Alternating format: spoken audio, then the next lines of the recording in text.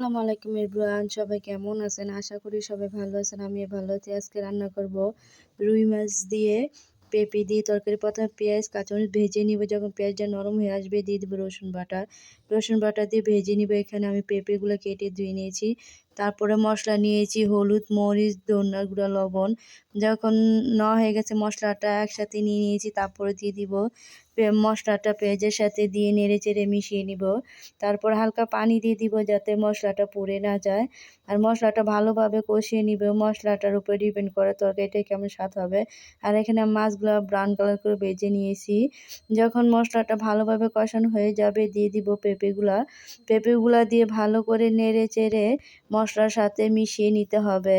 আর মশলার সাথে মিশিয়ে নিলে মশলাগুলা পেঁপের সাথে মিশবে ভালোভাবে, তরকারিটা খেতে ভালো হবে।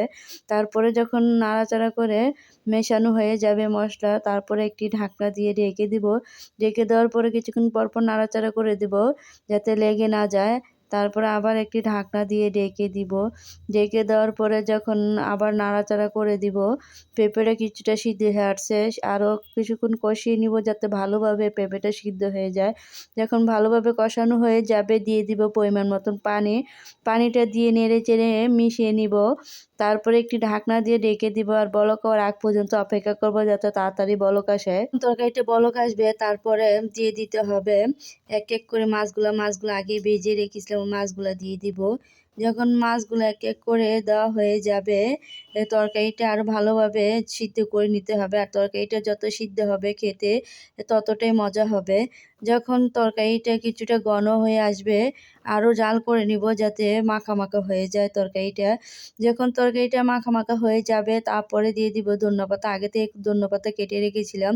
ধনেপাতা দিয়ে আরও কিছুক্ষণ জাল করে নেব। জাল করে নেওয়ার পরে তারপরে তরকারিটা নামিয়ে নিতে হবে। আর তরকারি কালারটা দেখতে কত সুন্দর এবং লোভনীয় হয়েছে।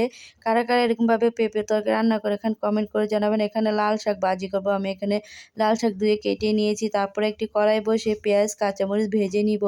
যখন পেঁয়াজটা নরম হয়ে আসবে তারপরে দিয়ে দিব রসুন বাটা। রসুন বাটা দিয়ে কিছুক্ষণ ভেজে নিব নেড়ে চেড়ে। যখন কিছুটা ভাজা হয়ে যাবে তারপরে দিয়ে দিতে হবে পরিমাণ মতন লবণ। লবণটা দিয়ে দিব। লবণ দেওয়ার পর আরও কিছুক্ষণ নেড়ে চেড়ে ভেজে নেব। ভাজা হয়ে যাবে তারপরে দিয়ে দিতে হবে শাকগুলা। এক এক করে শাকগুলা দিয়ে দিব। শাকগুলা যখন দেওয়া হয়ে যাবে একটি ঢাকনা দিয়ে ঢেকে দিব।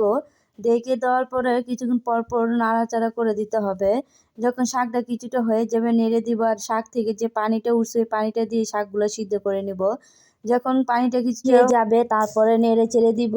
আর যখন পুরোপুরিভাবে শাকের পানিটা শুকিয়ে যাবে হয়ে যাবে তারপরে নামিয়ে নিব।